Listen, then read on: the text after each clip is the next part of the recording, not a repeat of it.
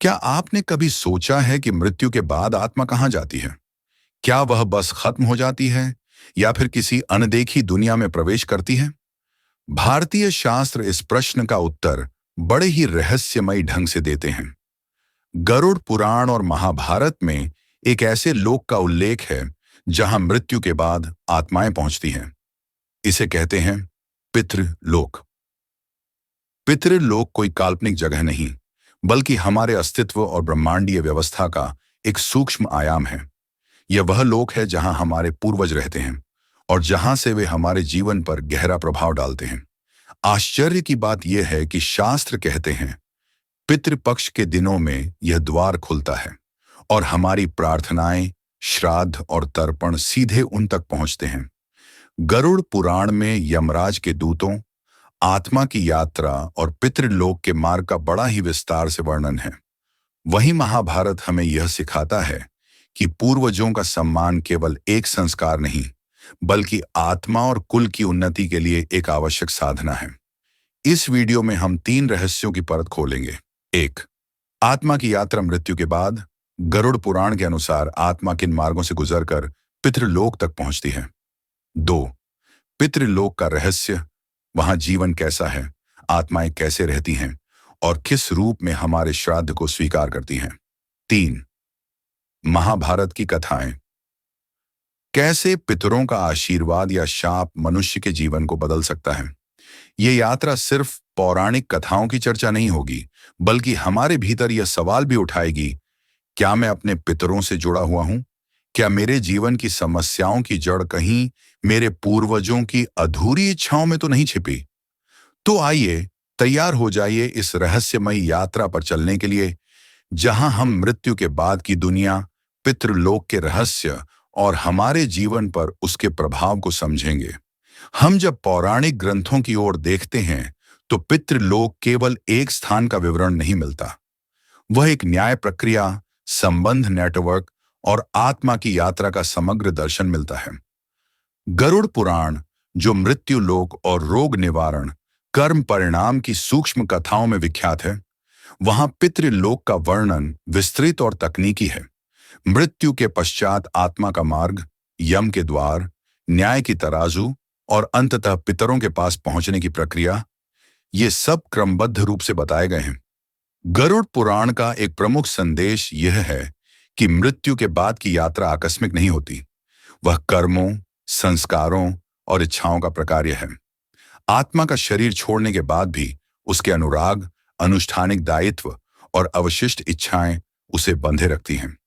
पितृलोक उन आत्माओं का स्थान है जिन्होंने जीवन में पुत्र रूप या कुल रूप कर्तव्यों से जुड़ी हुई जिम्मेदारियां निभाई, और यहां वे न केवल सुख दुहक का अनुभव करते हैं, बल्कि अपने वंश के कल्याण में सक्रिय रूप से जुड़े रहते हैं।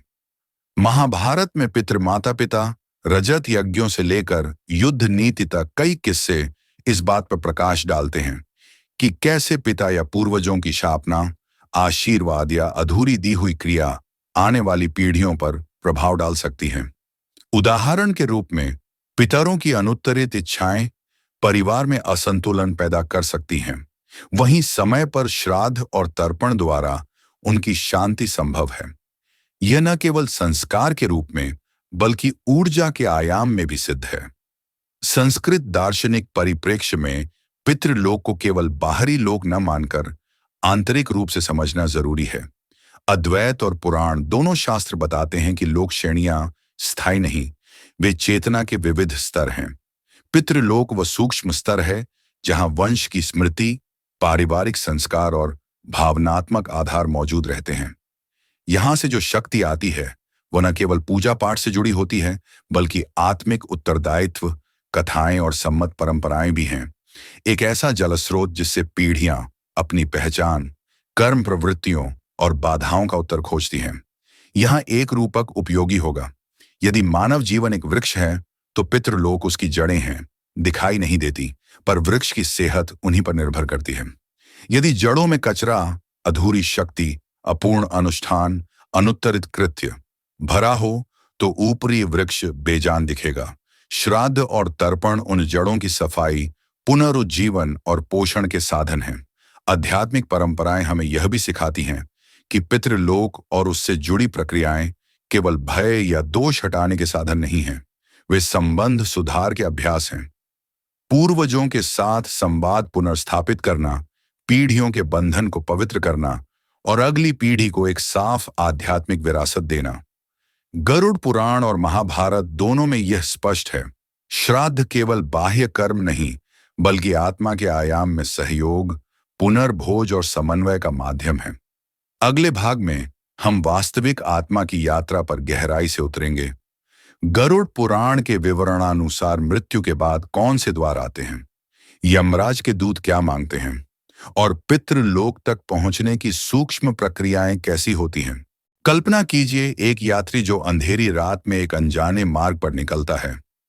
उसके पास सिर्फ वही सामान है जो उसने जीवन में साथ रखा, कर्मों का बोझ, संस्कारों की गुठली और प्रेम व अनुराग की एक छोटी सी मशाल। गरुड़ पुराण इसी रूपक के माध्यम से आत्मा की यात्रा को दर्शाता है, पर यात्राएं रूमानी नहीं, बल्कि अत्यंत यथार्थपरक और न्यायोन्मुख होती हैं। गरुड़ पुराण के अनुसार मृत्यु वह क्षण है जब सूक्ष्म शरीर और चेतना जो शरीर में संलग्न रहती है, शरीर से विच्छेदित होती है। न केवल शारीरिक सांसें थम जाती हैं, सूक्ष्म आयाम में यात्राएं आरंभ होती हैं। यहां से आत्मा पहले किसी प्रकार के प्रेत, अश्रद्धा अवस्था से होकर जाती है। उस अवस्था में इच्छाएं, आसक्ति और अनुत्तरित कर्म उसे बांधे रखते हैं। यह वह समय है जब यमदूत, यमराज के दूत और चित्रगुप्त जैसी न्याय प्रक्रियाएं सक्रिय होती हैं। जीवन में किए कर्मों का लेखा जोखा सामने आता है। गरुड़ पुराण विस्तार से बताता है कि आत्मा के आगे कई द्वार आते हैं। कुछ द्वार प्रकाश की ओर खोलते हैं, कुछ अंधेरे और पीड़ा की ओर। यह मार्ग व्यक्ति के कर्म भार पर निर्भर करता है। कुंठित, हिंसक या हिंसाभिरुचित जीवन जिए व्यक्ति के लिए मार्ग कठोर और क्लेशपूर्ण होते हैं। दान, सत्य और पुण्य का जीवन जिए लोगों के लिए मार्ग सुगम और प्रदीप्त होता है। उस मार्ग में वर्णित अनेक रूपक, नदी वैतराणी, तीव्र अग्निचरण और न्यायपीठ आत्मा की अनुभूति के वैकर्णिक और प्रतीकात्मक प्रतिनिधित्व हैं। पितृलोक तक पहुंचने का रास्ता गरुड़ पुराण में चुनौतीपूर्ण पर क्रमिक दिखता है। प्रायः आत्मा पहले यमलोक में न्याय का सामना करती है। यहाँ चित्रगुप्त के लेख पर आधारित निर्णय होते हैं। यदि आत्मा के कर्म परिवार, वंश और पुत्र धर्म से संबद्ध रहे हैं, तो उसे पितृलोक की ओर भेजा जा सकता है, जहां उसकी आशाएं, अपेक्षाएं और कुल परंपरा के दायित्वों से जुड़ी सूक्ष्म आवश्यकताएं पूरी होती हैं। पितृलोक को कभी कभी प्रकाश और सुख के रूप में वर्णित किया गया है, पर साथ ही कुछ आत्माएं वहां पर भी अपने कर्तव्यों के अनुरूप सीमित रुचि और दायित्व अनुभव कर सकती हैं। इसलिए श्राद्ध और तर्पण का महत्व बढ़ जाता है। ये कर्म पितरों तक सहायता, पोषण और आत्मिक शांति पहुंचाने के साधन माने गए हैं। गरुड़ पुराण एक व्यवहारिक सलाह भी देता है। मृत्यु पश्चात परिवार की भूमिका निर्णायक है। सही संस्कार, शवक्रिया, 13वीं, पिंडदान और तर्पण न केवल संस्कारिक क्रम है, बल्कि सूक्ष्म ऊर्जा के स्तर पर संलग्न आत्मा के लिए मार्ग प्रशस्त करते हैं। यहाँ मुख्य बात ईश्वर कृत्य नहीं, बल्कि नियत भावना और समर्पण है। यानी कर्मकांड का बाहरी रूप नहीं, उसकी सामर्थ्य, संयमित श्रद्धा और दान भाव है जो फर्क डालती है। व्यावहारिक तौर पर गरुड़ पुराण से दो महत्वपूर्ण सीख मिलती हैं। जीवन एक अभिलेख है। आपके किए गए कर्म, छोड़े हुए अनुष्ठान और निभाई गई जिम्मेदारियां मृत्यु के बाद भी सूक्ष्म रूप में प्रभाव डालती हैं। इसीलिए आज के कर्म कल के पितृ स्थिति का निर्माण करते हैं। पुण्य और सत्संग का महत्व। परिवार द्वारा किए गए श्राद्ध, दान और उपकारी कर्म मृतात्मा की राह आसान करते हैं, पर इन क्रियाओं का असर तभी दिखाई देता है जब वे निस्वार्थ, नियमित और संस्कार सुसंगत हों। केवल रूटीन ही नहीं, मन की शुद्धता चाहिए। अंत में गरुड़ पुराण हमें डराना नहीं चाहता, बल्कि सचेत करना चाहता है। जीवन में निभाई जिम्मेदारियां, किए गए दान और संस्कार न केवल सामाजिक कर्म हैं, बल्कि आत्मा के मार्ग के संकेतक भी हैं। अगला भाग हम पितृलोक के अंदर के स्वरूप, वहां की अनुभूतियां, आत्माओं का जीवन और श्राद्ध का प्रभाव गहराई से देखेंगे। जब गरुड़ पुराण पितृलोक की बात करता है तो वह केवल एक ठिकाना का चित्र नहीं बनाता, वह उस सूक्ष्म व्यवस्था का मानचित्र बनाता है जिसमें आत्माओं के जीवन, उनकी आवश्यकताएं और उनसे जुड़े कर्म रिश्ते स्पष्ट रूप से दिखते हैं। पितृलोक को समझने का सबसे उपयोगी तरीका यह मानकर देखना है कि यह ऊर्जा मंच है जहां परिवार की स्मृतियां, संस्कार और पीढ़ियों के और्ण भाव संचरित होते हैं। पितृलोक अनुभवों का सूक्ष्म क्षेत्र। पितृलोक जहां आत्माएं रहती हैं, वहां समय और शरीर का स्वरूप इस लोक में पृथक होता है। यहाँ सुख, दुख, संतोष, तृष्णा, ये सब भावनात्मक स्थितियां नखलिस्तान की तरह मौजूद रहती हैं। कुछ आत्माएं शांत, प्रकाशमान अवस्थाओं में रहती हैं, जिन्होंने जीवन में कर्मों का संतुलन रखा। वहीं कुछ आत्माएं अधूरी इच्छाओं, अनुष्ठानों की कमी या पीढ़ीगत बोझ की वजह से चिंता या पिंड बंधन का अनुभव कर सकती हैं।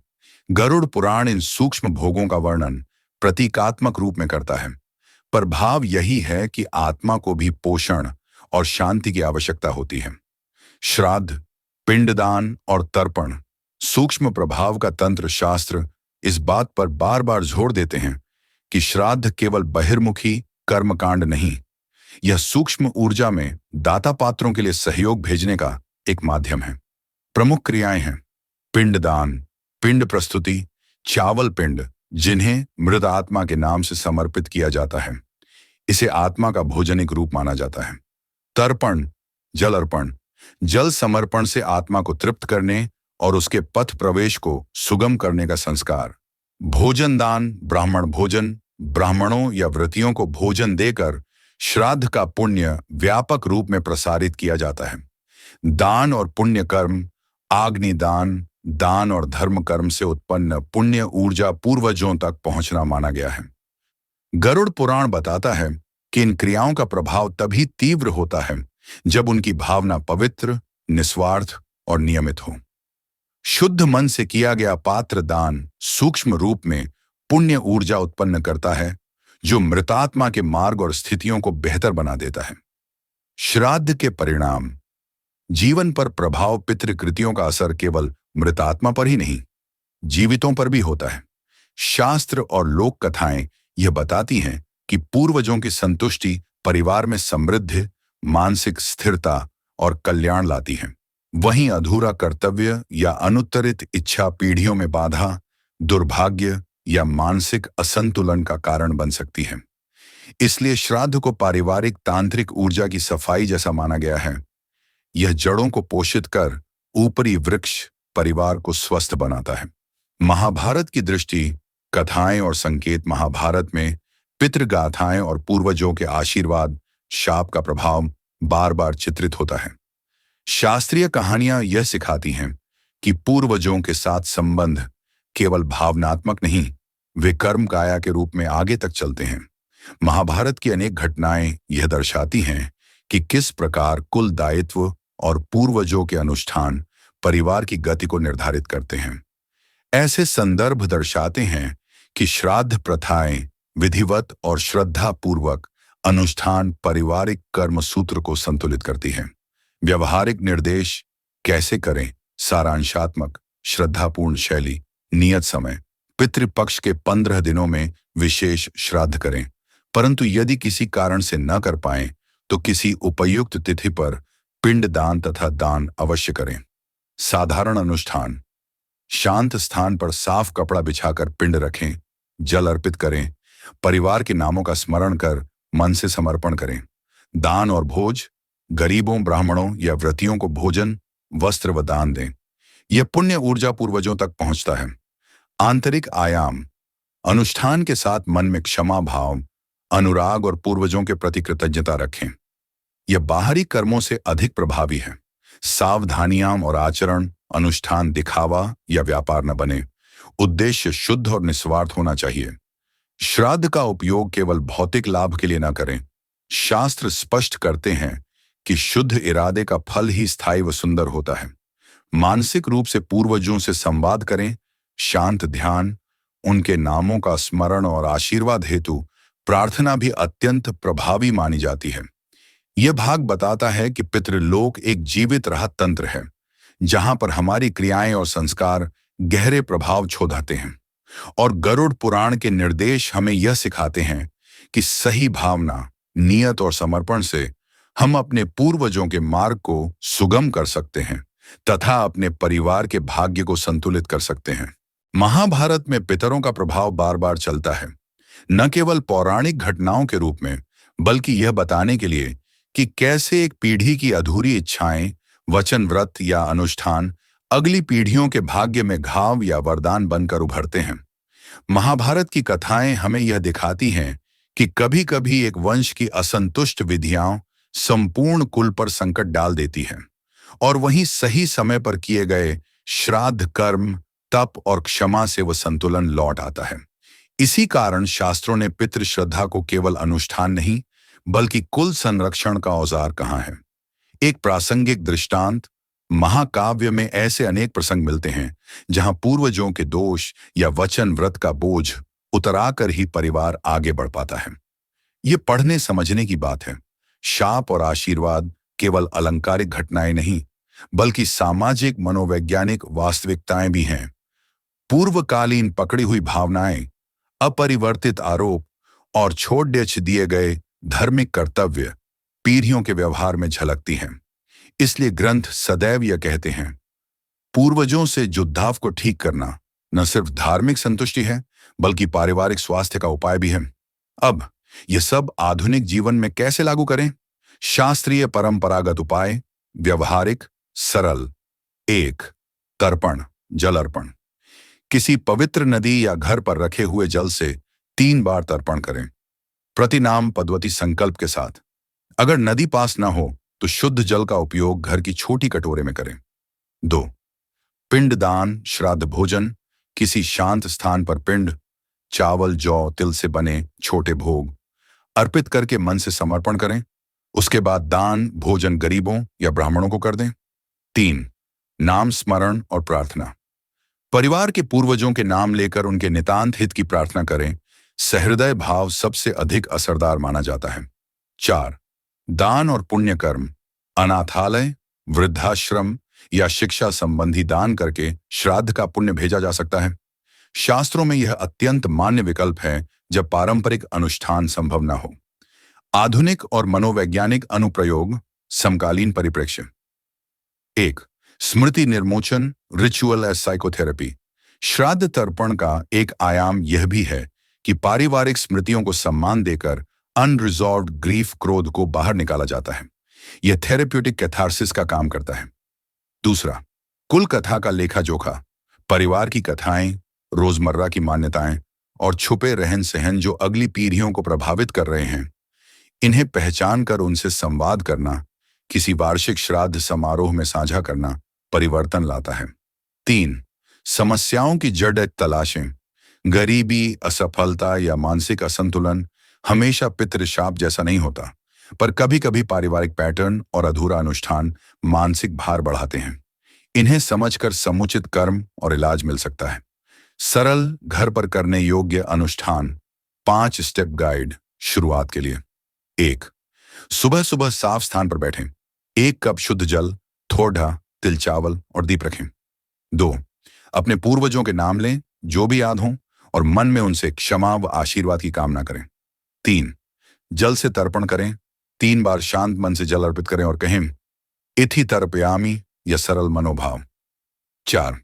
छोटे से पिंड भोग समर्पित करें और फिर उसी के बराबर भोजन या अनाज किसी जरूरतमंद को दान दें। 5. अंत में 1 मिनट मौन बैठें और ओम शांति या ओम पितृभ्य नमः जैसे संक्षिप्त उद्घोष करें। सावधानियां और नैतिक बिंदु। अनुष्ठान का मूल तत्व। भाव शान है। दिखावा, व्यापार या भय से होने वाले कर्म का प्रभाव सीमित रहता है। यदि आप किसी धार्मिक निर्देश में अनिश्चित हों तो स्थानीय गुरु पंडित से मार्गदर्शन लें, पर साथ ही साथ अपनी अंतरात्मा की सच्ची श्रद्धा रखें। कभी भी डर दर्प से निर्णय न लें। श्राद्ध का उद्देश्य मुक्ति और शुद्धि है, न कि डर से पदच्युत करना। पितृलोक केवल पौराणिक कल्पना नहीं, बल्कि चेतना और वंश की एक गहरी परत है। गरुड़ पुराण आत्मा की मृत्यु यात्रा और श्राद्ध के प्रभाव को स्पष्ट करता है, जबकि महाभारत बताता है कि पूर्वजों का आशीर्वाद या शाप जीवन की धारा बदल सकता है। इसीलिए पितृपक्ष केवल अनुष्ठान नहीं, बल्कि एक अवसर है अपने पूर्वजों से संवाद का, उनके अधूरे कार्यों को पूरा करने का और वंश की जड़ों को पोषित करने का। जब हम श्रद्धा से स्मरण और तर्पण करते हैं, तब न केवल पितरों की शांति होती है, बल्कि हमारा जीवन भी संतुलित और पावन बनता है।